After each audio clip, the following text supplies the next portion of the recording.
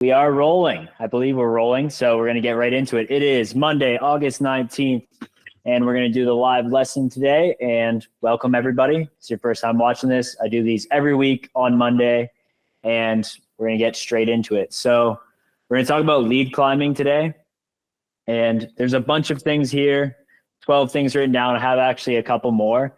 So this is just meant to be a quick overview on lead climbing, what it is, and kind of mainly the hazards involved in it and how you can safely, or as safe as you possibly can, lead climb up a climb. So I have my equipment here. I'm going to do my best job of walking you through this quickly. It's not going to be comprehensive and go into depth on any specific thing, but it's going to be a good overview. And if you're not exposed to this yet or haven't been, or if you've just lead climbed indoors, then you're probably going to learn a lot about lead climbing outdoors and what that means, okay? So really quickly, I'm gonna go through what it is and then the hazards when clipping the draw to the wall, clipping high.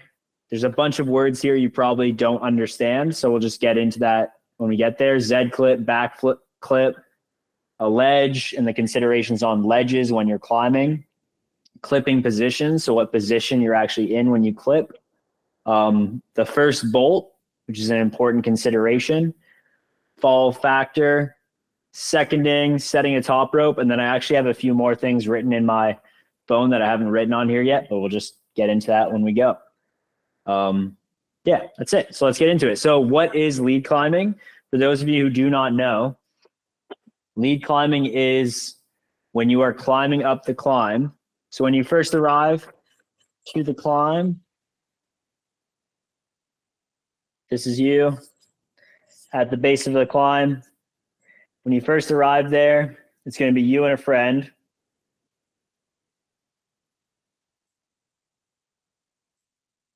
Your friend is going to have the rope at their feet. The rope's going to them through their belay device and then going to the climber. Give them some helmets. Okay, so the rope is on the ground. It's going through a belay device and then it's going to a climber. Now that climber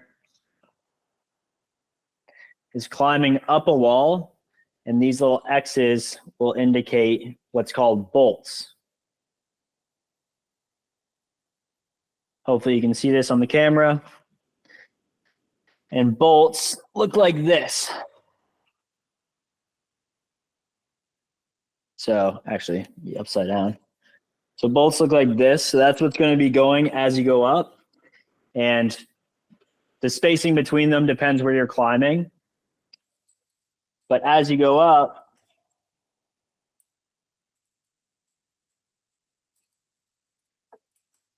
you're going to be clipping these things called quick draws into the bolts.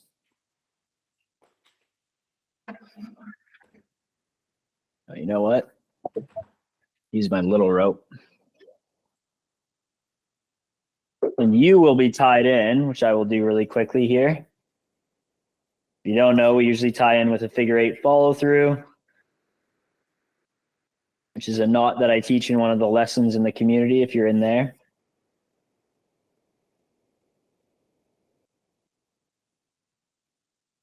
This is just fundamental stuff. Even if you lead climb in the indoors, I think this video is going to be helpful because there's a ton of stuff that you don't actually learn in the lead climbing course indoors or need to know how to do indoors that when you get outside, it does make a difference. Okay, so you're climbing up, your buddy's feeding out the rope, and you're going to get to one of these bolts. You clip in the quick draw, and then you clip in the rope, and then you keep climbing, keep climbing, keep climbing, and then you're going to come to another bolt, right? And then you clip in there, and so on and so forth. And what this does is it establishes a temporary anchor so that if you fall, it's going to catch you at that point, right? So the last piece of protection, the last quick draw, is going to catch you. So quick draw, quick draw, quick draw. And then when you get up to the top, you're going to build an anchor. Or a lot of the times that's as simple as just having 2 of these quick draws and clipping them up like that. Sometimes it isn't, but I have a lesson in my community for free that teaches you all that. But that is what lead climbing is. So Top rope climbing is where the rope is already going through the top of the anchor. And that's what typically beginners do in gyms, is there's already a top rope set up. Lead climbing, you're actually bringing up the rope with you and clipping it as you go. So that's the basics of what lead climbing is. Importantly, when you fall, you can fall a lot further than top roping, because sometimes if you're above a bolt, then you're going to fall the distance to the bolt and past it. So you fall a lot further in lead climbing when you do fall, which brings its own hazards. But yeah, so number 2 here, hazards when clipping the draw. So this is hazards when clipping the draw to the actual wall itself. Now, when you're climbing, there's usually one bolt kind of by itself, and then there might be a few feet, and then the next bolt. So say I'm climbing, and I'm going to be climbing, when I get past this bolt, I'm going to be climbing to the left. What I want to do is I'm going to clip the quick draw in, and then click the rope. But what I want is the gates to be facing away, so that when I climb up past that, the gates are facing away. And when I say gates facing away, what I mean, I don't know if you can see this, is that the gate is facing away from where I'm climbing. So if this is the climber, he clips here, and then he's going to go that way. If I was going to go this way on the climb, I would want the gates to be facing the opposite way. So ideally, we have the gates facing away from the direction we're going. And the reason for that is, if you have the gates facing the same direction, there's a small chance, it's not like super high chance, a few factors have to align. But when you fall, it can actually unclip. I'll do that again slowly. But if the gate is facing in the same direction as you're climbing, then if you fall in a certain way, and I'll say that one more time. Oh, my computer thinks I'm gone. Stay in the call. You know when Netflix is like, are you still watching? The webcam does that. Okay, so if you're climbing and you clip the gate in one direction and then you fall, so I'm in the same direction as the gate, I have to actually try kind of hard to make it happen.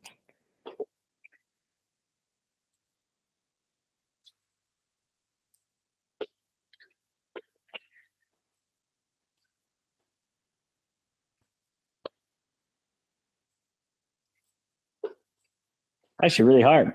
But basically, what can happen is this rope goes on this draw like this, and then it can unclip the draw. Whoa. Try one more time. It's the last one, I promise. Boom. Just like that. So even if you clipped the rope in correctly, and we'll get into that, if the gates are facing in the same direction as you're climbing, it can unclip itself. Now, when you get into traditional climbing or some more alpine climbing, sometimes it's unavoidable, and the gates will kind of just spin willy-nilly, and sometimes you don't know which direction you're going to go in, so you just have to make a decision. As you saw, it's pretty low chance that it's going to unclip itself, but it's a potential. So that is, let me do this while we go. Where did I put my little, I'm going to check these off as we go for fun. Okay, so that's what it is. That's the main hazard as far as like how you clip it. Clipping high. So if we go back to my drawing here, say you're now up here climbing with your helmet on. Say I'm climbing and I have a quick draw kind of at my waist here, at my knee, and then I clip the next quick draw really high. If I fall right now and the quick draw is at my knee, I'm only going to fall the distance to my knee and past it. So whatever that is, 5 feet, plus a little bit of rope, some rope stretch. So a little bit further. So it's only this far because the protection is here.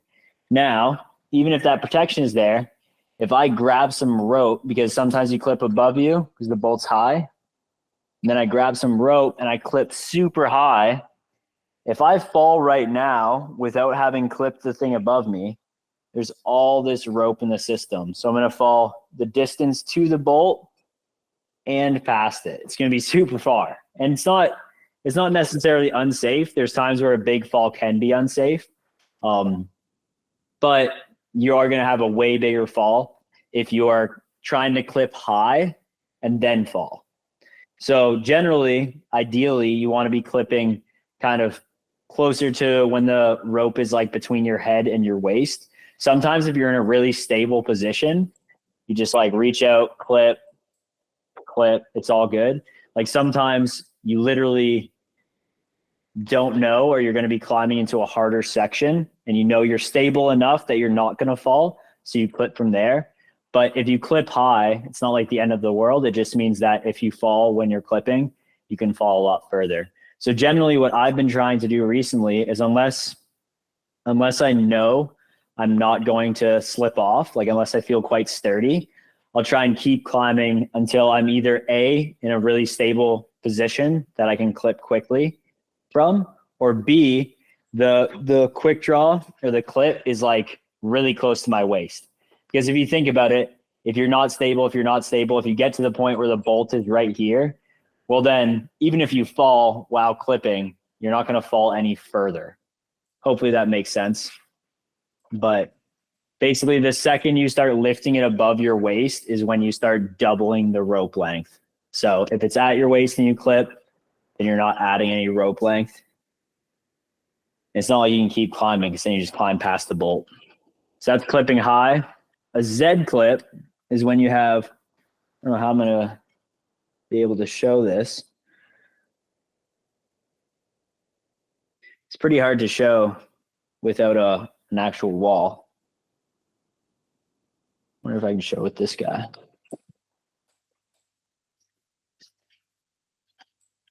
There we go. Use my little lighting unit here. Ooh. Gonna mess up my lighting, but I don't care. Okay.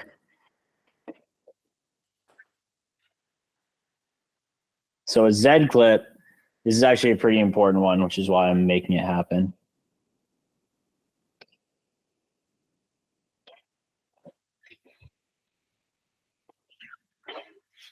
Okay, Z clip. So when you're climbing, you're going to clip one quick draw, and then climb up and clip a second quick draw. Ideally, this is how it goes. And then you just keep going, clip, clip. See how beautiful that is? Nice and straight. Sometimes, especially when the ropes, pretty much only when the quick draws are really close together, you can be climbing and then reach down and accidentally reach underneath your last quick draw and then clip it to the next one. So I don't know if you can see that easily, but basically, if I was to keep climbing now, it's going through my last quick draw. So you can imagine I keep climbing, I'm going to fall all the way past that, where I'm supposed to be clipped into here. So this is called a Z clip because it looks like a Z if you look at it this way. So if you accidentally do this, I'm going to show it one more time. So I'm climbing, I clip into the first draw, and then I keep climbing. I reach down past the first draw, then I clip it again. Boom, that's a Z clip. Not good, because it means that we haven't actually raised the height of our last piece. So if you do this, you don't have to panic. Ideally what you want to do is unclip the lower one and then reclip it back in. Bam, and now you're back at the top. The other ways you could do this, if you do end up in this scenario, is you could just unclip the lower one or unclip it from the bolt, either or. The reason why it's nice to clip it back in is because it just adds another piece of protection. So if this bolt was to fail, very rare, but if it was, then you have a second piece there. And then the third thing you can do if you absolutely can't reach, because sometimes you might just be in a weird position and you can't reach that lower one anymore, what you can do is unclip that draw and then clip it in again. But remember, for that second or the amount of time that it takes you to unclip and reclip here, you're in the scenario or you're in a position where if you fall, it's way down to the last piece. So ideally you just unclip and reclip the lower one. That is a Z clip. Hopefully that makes sense. A little hard to show without the wall, but honestly, it's hard to show even in the outdoors. You just need like two bolts that are close together to display it.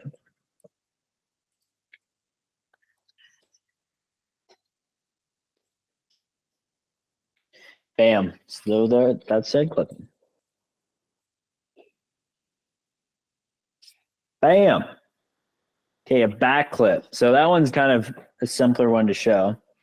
So when you clip a quick draw, what you want to do is, if I'm the climber, you want to clip it so that the end that's closer to you, let's pretend this is the wall. The wall is that way, and I'm here climbing. You want the rope end that's closer to you coming out. So you can see the rope end closer to me is coming out, and what that looks like from here. The rope end closer to me is coming out. Sideways looks like this, and I can keep climbing. What we don't want, what we want to avoid, and this is called a back clip, is that the rope end is facing inside the wall. So if I'm climbing, you can see it's even crossed over a little bit, but it's closer to the wall. So we'll zoom in. The end that's closer to me is closer to the inside of the wall. Like this, it looks like that. And the reason is because if you fall here, same thing as the gate's facing, except this one's even more important because this is actually more, it's a higher likelihood of you having a gate failure, is when you fall, it can actually unclip itself. So one more time, the way to do it correct is clip it so that the end facing you is facing out. The way to do it wrong is to clip it with the end closest to you facing in. No bueno, because if you fall here, once again, not very likely, but under the right conditions, that can actually fail. That one is avoidable. Like, you should not be back clipping. And as a belayer, just an aside, because we're talking about climbing, but just in case you're belaying or learning to do that too. Whoa. You want to make sure you're watching your climber, and if they happen to back clip, you let them know. So you're looking out for your homies or your friends. Back clip. Okay, a ledge. We'll flip back to our example here. Now, just gonna make a new example for this one. Now, the reason ledges are important is because if you're climbing, this is your buddies, belaying.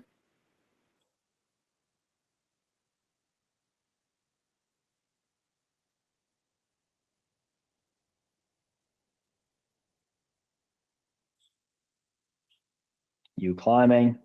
So if you are clipped in here and you were to fall, you're only going to fall the distance from the bolt to the bolt. So say you were to fall 5 feet here and you go wee, and then you end up right before the ground. So you haven't hit the ground, which is nice, right? So you can take a pretty big fall, and obviously if this is vertical, you can keep going up. And then especially if it's overhung, if you're quite high up the wall and you fall, then you're not going to hit the ground, which is fine. The ground is what you don't want to hit. What gets weird is if there's a ledge on the climb and then it keeps going up, if you're, 5 feet above the ledge and above a bolt, then even though you're so far from the ground, you still can fall and hit the ledge because the ledge is there. It's basically like the ground is there again. So there's 2 times that you have to be really careful. One is when you're close to the ground, and the second is when you're close to a ledge or something where if you fall, you're going to impact it in a weird way, or there's going to be a heavy impact. Especially in climbing shoes, you can't really land on your feet, and there's just no padding. So if you land on your feet, it can be really hard. So make sure that you're at least aware when there's a ledge or you're close to the ground, because the ledges are pretty big hazards when you're lead climbing, as well as being close to the ground, but we're going to talk about that later. Clipping positions, we kind of already covered that in clipping high, but this is just a matter of finding a good position to clip. Generally, if you can avoid it, you don't want to be stretched out or in a super precarious position when you're clipping. Even if you are clipping like really close to yourself, especially if you're climbing like under 5'11", you definitely don't need to be putting yourself in any scenarios where you're clipping in a really tenuous position. That being said, you might just be super scared and gripping really hard. That's normal, especially when you're learning. But ideally, you want to move your feet around to a position where you're stable enough that you're like confident in clipping. A lot of times, and you'll probably find this too, you'll be super tense when you're clipping, and the second that you get the clip in, you move your feet a little bit and you find a way better foothold. That's normal. As I get better at climbing and climb for longer, I'm slowly, like more and more, looking for good positions before I start clipping, or at least the best one, rather than rushing to clip because I feel unsafe. I just take that extra second, move my feet around a little bit, and then begin to clip. So finding a good, solid clipping position whenever possible, really important. First bolt. The first bolt is really important for the same reason that I talked about with the ledge. So when you're close to the ground, like say this is the ground and the first bolt is at my head, as I'm climbing up to that first bolt, I don't know if I have it here. I don't have my stick clip here. But as you're climbing up to the first bolt, if you were to fall, then you're going to fall to the ground because the rope isn't going through anything until you clip the first bolt. So that's really important. That's one that even if you clip super high, it doesn't matter because you don't have anything below you anyway. A lot of people, especially if you're kind of erring on the side of caution or maybe less risk averse or want to avoid risk as much as possible, they'll buy a stick clip, which is a long stick where you can actually go up and clip the first bolt. What you would do is you get a quick draw, put it on the stick clip, you put the rope through, and then you just use that stick to go up and clip the first bolt for you, sometimes even the second bolt as well. And that's a good way to mitigate the ground fall potential because it doesn't take that much imagination to realize that if someone falls really close to the ground without clipping the first bolt, then they could hit the ground. That being said, too, once you're above the first bolt, especially between the first and second bolt, you do have, depending on the route, you could be falling to the ground or getting really close to the ground. So just keep that in mind. Stick clips are a great thing.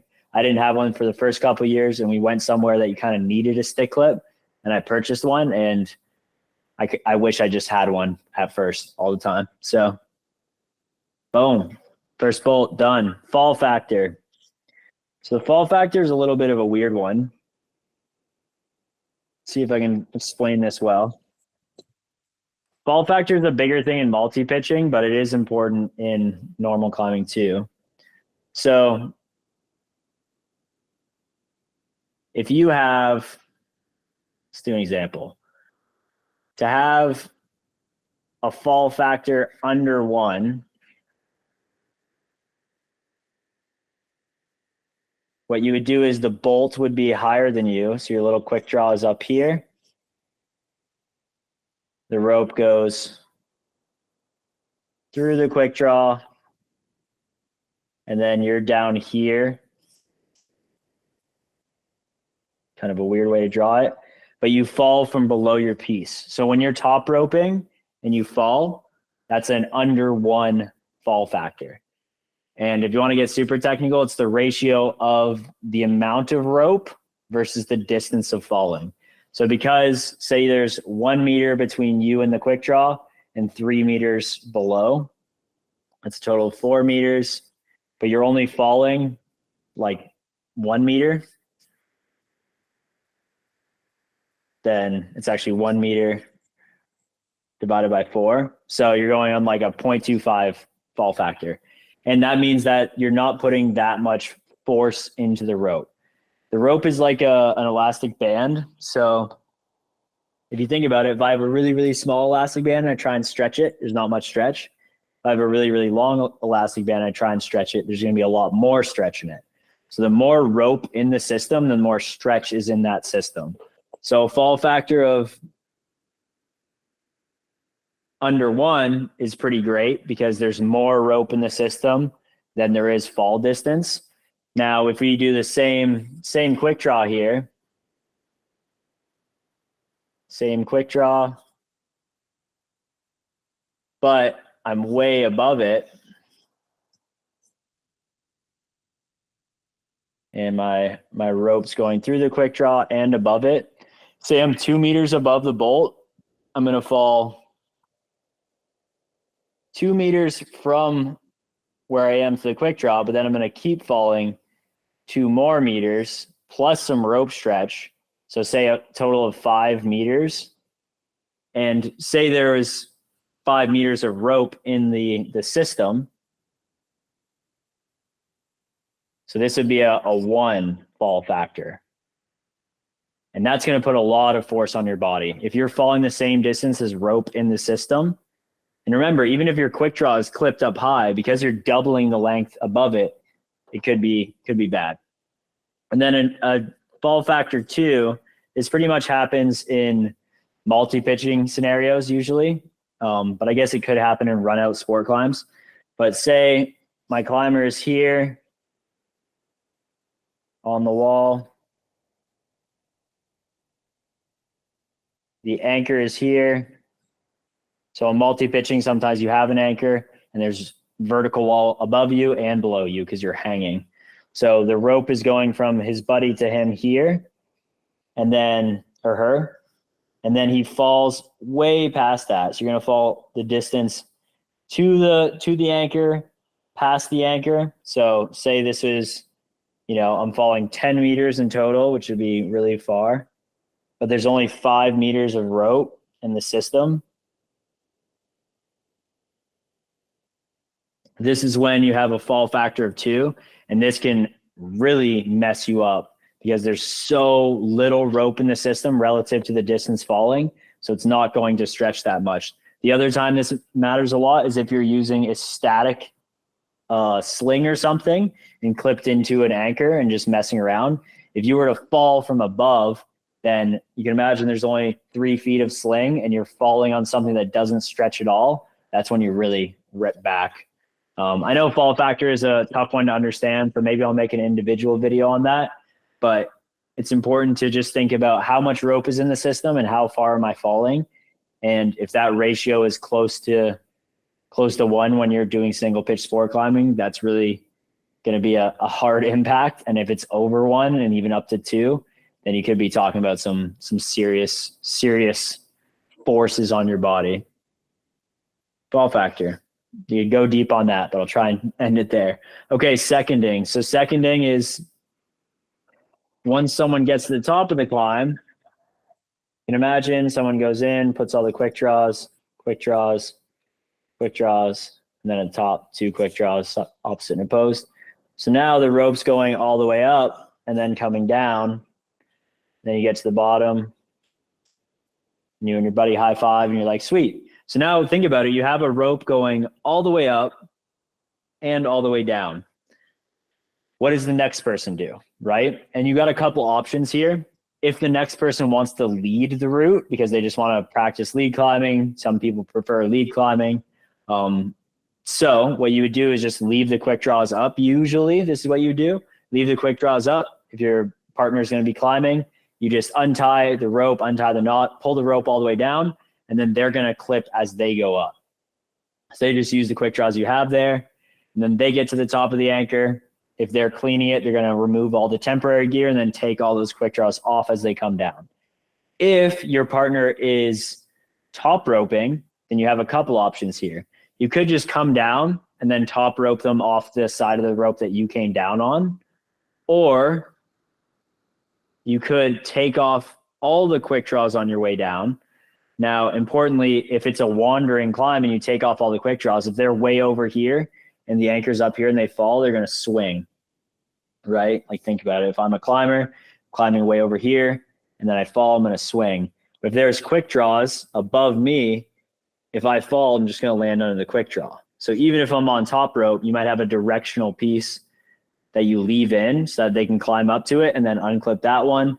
And then they will mitigate for that swing on their way up. You know what? I'll draw a picture on that, so we got time. So say this is the anchor here.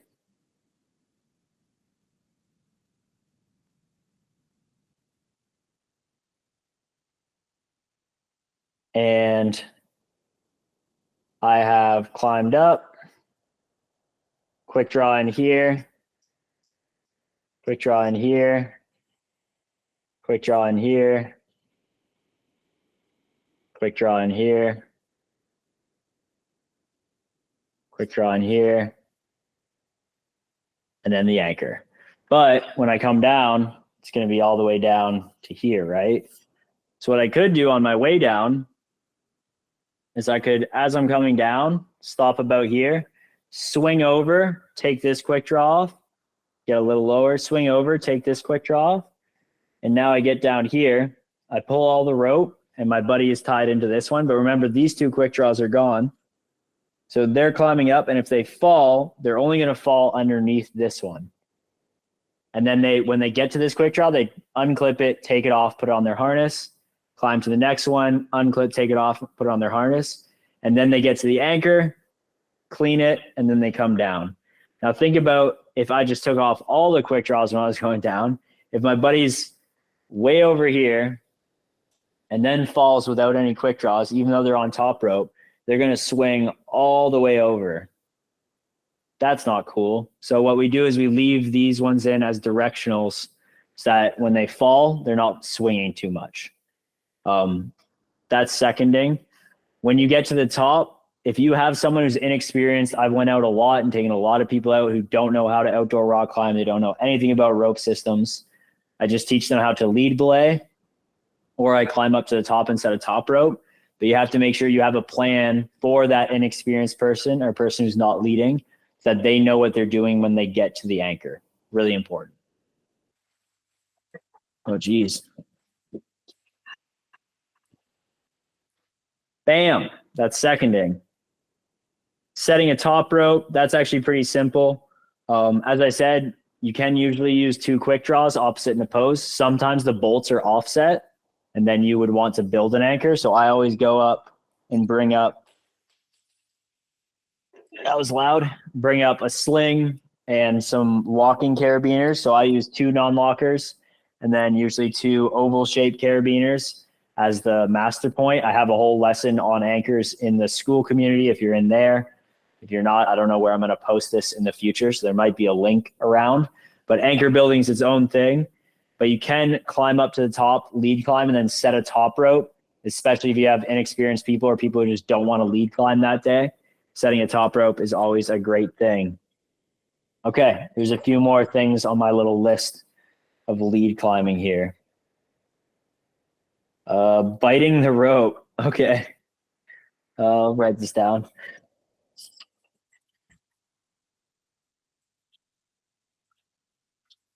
Okay, biting the rope. So sometimes when you're climbing, and you can't reach the next quick draw, or no, the quick draw's above you. What you might do is you'll put the quick draw above, and then especially when the rope is heavy, it can be really hard to extend your arm out to clip it, just because there's lots of rope drag. So what people typically will do, you bite your rope, and then reach, and then be able to clip. It just makes it way easier to clip if you take a small piece and then go up.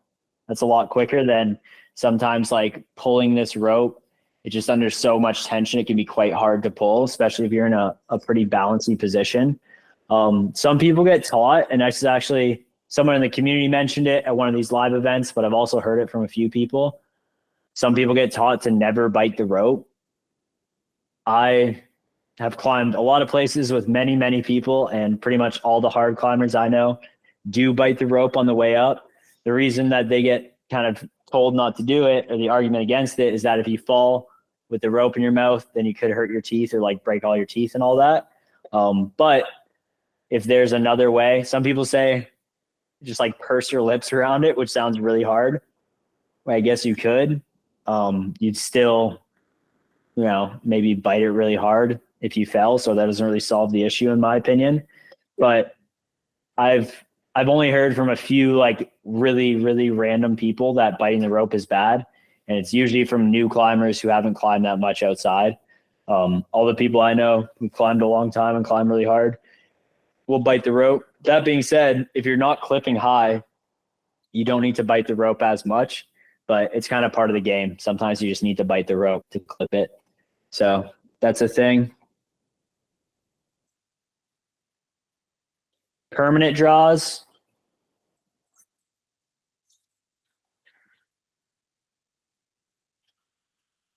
Okay, permanent draws or perma draws, which I wrote not too elegantly there, is just when there's quick draws already on the wall. So sometimes you show up to a climb and there's already quick draws up there. Um, Sometimes it's even a quick draw, and then there's a quick link on the top. So it's not even two carabiners, just a quick link. And these are more permanent fixtures, hence the reason permanent draws. I've only really seen these on overhangs, and because overhangs just are notoriously annoying to like have to clip a quick draw and clip the rope. They also don't generally get as much erosion just because it's not raining on them actively.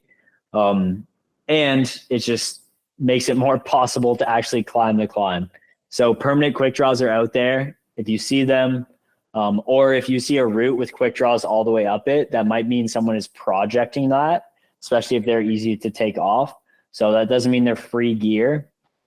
There is exceptions. If someone has bailed off a route, then you'll usually just see one quick draw like halfway up the climb or something because they just couldn't climb anymore and they left that quick draw. Depending where you are, the ethics around that is that it's free and up for grabs.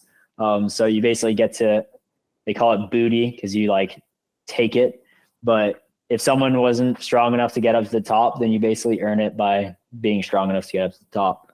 Obviously, if they're right there, or just like, you know, that draw was their grandfather's and passed down from his father or whatever, then maybe you want to send it back. But generally, if you leave gear on a wall, it's, you know, it's the wilderness now, and whoever can get it can get it. But perma draws are out there. You'll probably see them around.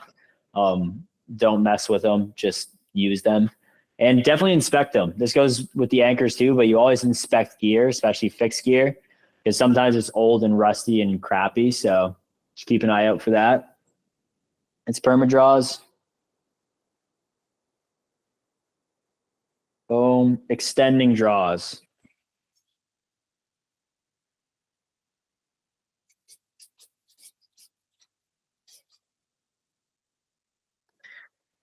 Okay, I talked about this in another video, but extending draws is basically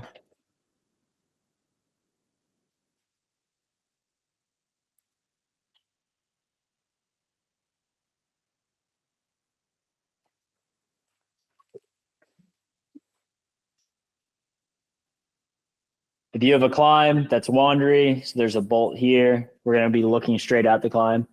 Bolt here, here, here, here, and then the top. If you didn't have extendable quick draws, so you just had these, which are fixed in one distance, then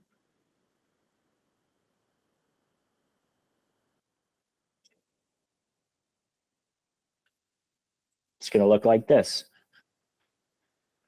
The rope's going to go boom, boom, boom, boom, boom, boom. And all of that zigzagging, two things. One, it makes the rope harder to clip because there's what's called rope drag.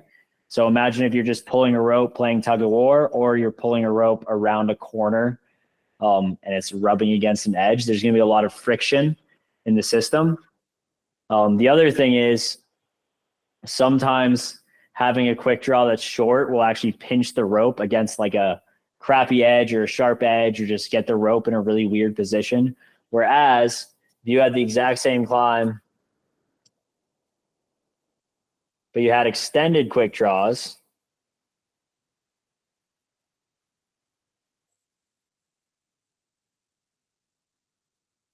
then there's pretty much no rope drag. And this is a dramatization. Usually you just extend one or two pieces. Sport climbing, honestly, you don't need to extend pieces very often. Sometimes just nice. But what this is basically you have a quick draw. They call them alpine draws. And you extend it out so that it can act as an extension. Sometimes this happens even like 3D, not just this way and this way, but maybe there's like a really big divot or there's a bolt right below an overhang. Sometimes I'll extend those just so the rope isn't running over anything sharp. That being said, route setters usually avoid setting things that need extensions on the quick draws, but it can happen. And if you get into multi-pitching or trad routes that are really wandery or more alpine routes, you definitely need a bunch of extending draws just so you can make sure that you're not zigzagging a lot. And if you're linking a really long 2 pitches, then having these can actually be the difference between you being able to link 2 pitches. So multi-pitching, this gets used a lot, and trad climbing. I think that's all I have written. That's all I have written. Sweet. Lead climbing. I don't even know. There's no timer on this, so I don't know how long that took. Probably a while. But we covered a lot of ground. And then Cam asked a couple questions on the group, so I'm just going to address those quickly before I wrap this up.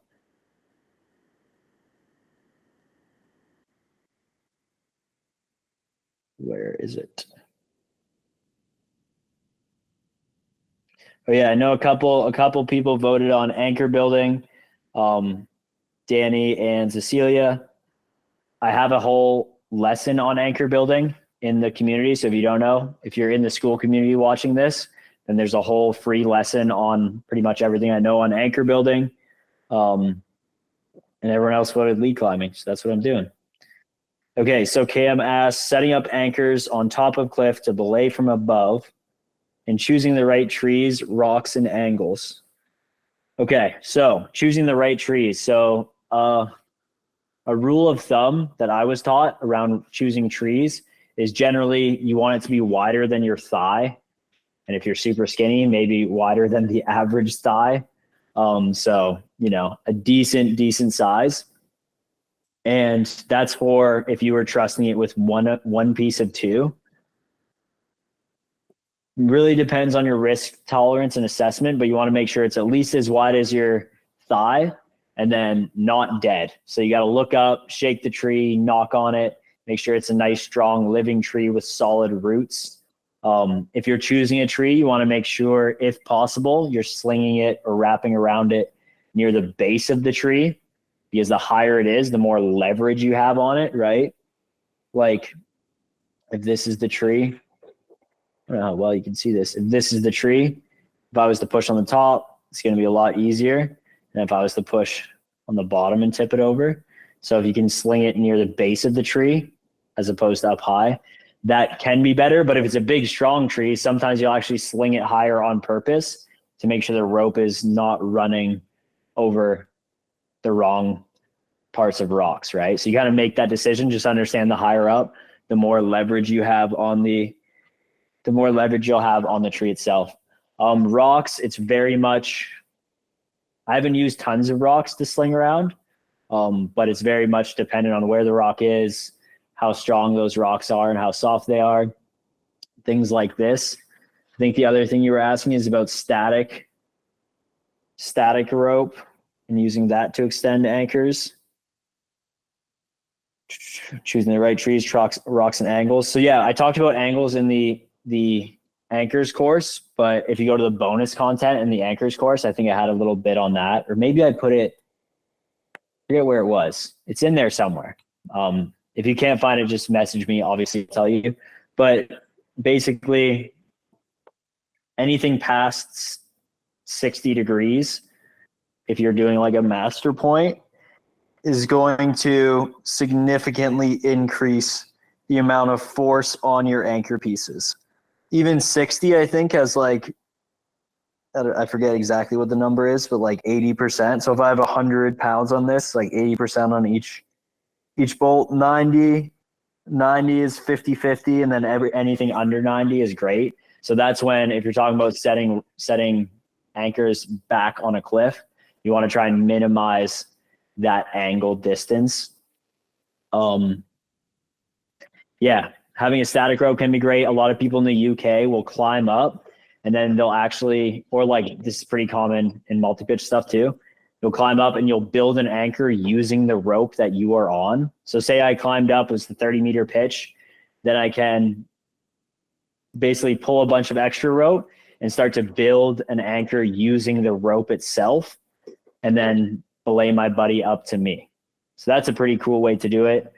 There's restrictions on that. You'd have to make sure that like the ledge that you're on is safe enough that when they get up there, they can anchor in, and then you can undo that whole intricate system because you need the rope to keep climbing, right?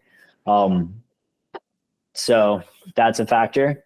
You need to be able to personal anchor in somewhere where even when you take the rope anchor off, it still works. It's highly contextual. It's definitely one that's hard to teach on the videos, but hopefully that helps a little bit just with the trees and the rocks. You sling around a big rock, that's super solid. Big tree, super solid. Or even something that's just like a really, really strong living tree. I've definitely trusted those a bunch. Yeah. And then use of static rope and bowline knot to secure. So yeah, if you're using a bowline knot around something, maybe I'll make another video about this kind of moving forward, just because it's hard to show wrapping around something with what I have here. But basically the bowline knot by itself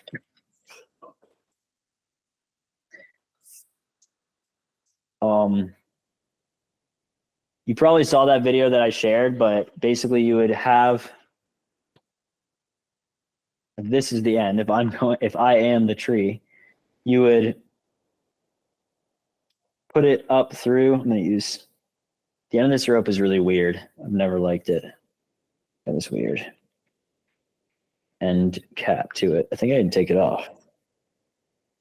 I don't know if you can see this. It's super annoying. It's like a big 4-inch or like 3-inch thing. Untie this to show you. Okay.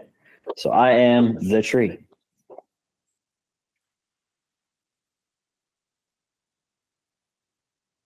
Bam. So I'm going to go up through, and you want this to be behind and going down, up through, around, and then back through. And I don't know if you've watched many of my knot videos, but I'm really big on making sure that you know how to inspect knots after you do them. So the one that I was taught for this is, it looks like this lighting. It looks like a guy in a life jacket with one arm. I don't know if you can see that, but like that's the life jacket. This is the one arm. So that's funnily how I visually inspect this. And then as you saw, you want to wrap it around and do an overhand tie off, because this can wiggle itself free. So nice and super snug overhand. The finish. Game on. Boom. That's super solid.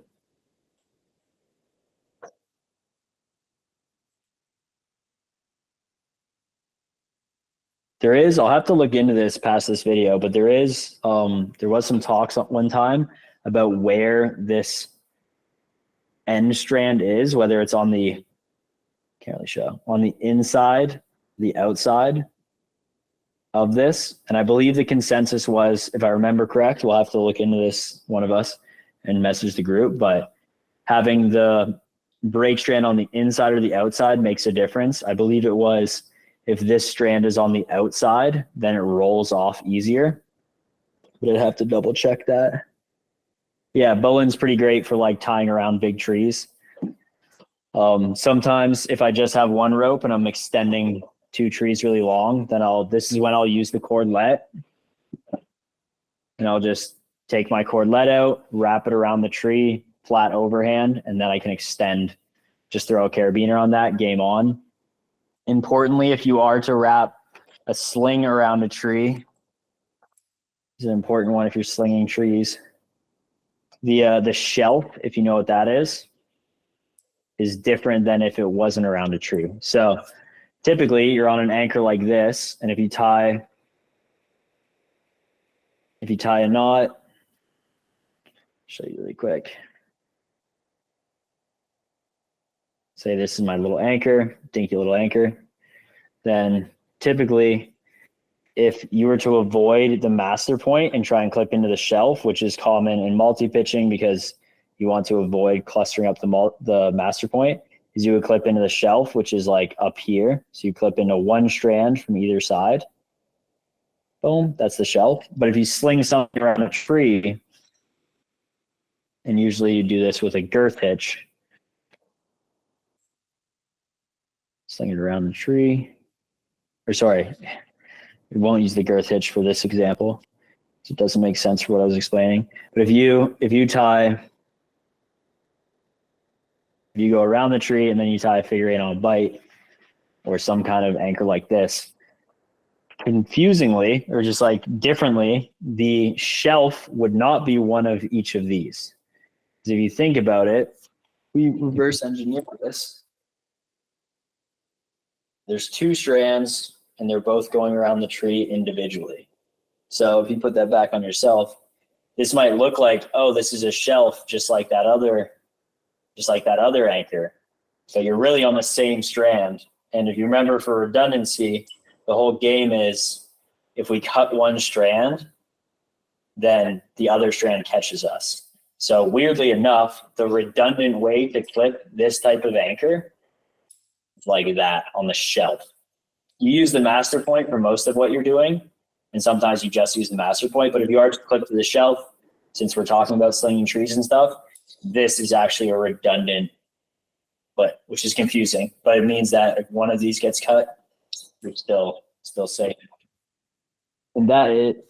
Oh yeah, my mic was on here. Hopefully you heard that. That's pretty much it, man. And you can use a static rope. I mean, I've used a static rope in guiding. Generally, they don't get used much in recreating, just because it's pretty hardcore to bring up a whole static rope. But it was part of my like guiding exam and stuff like that. So hopefully everyone who's watching, if anyone watches these, enjoyed that, and let me know, give me feedback, because I'm always looking to improve these and try and help everyone become better climbers. Rock on.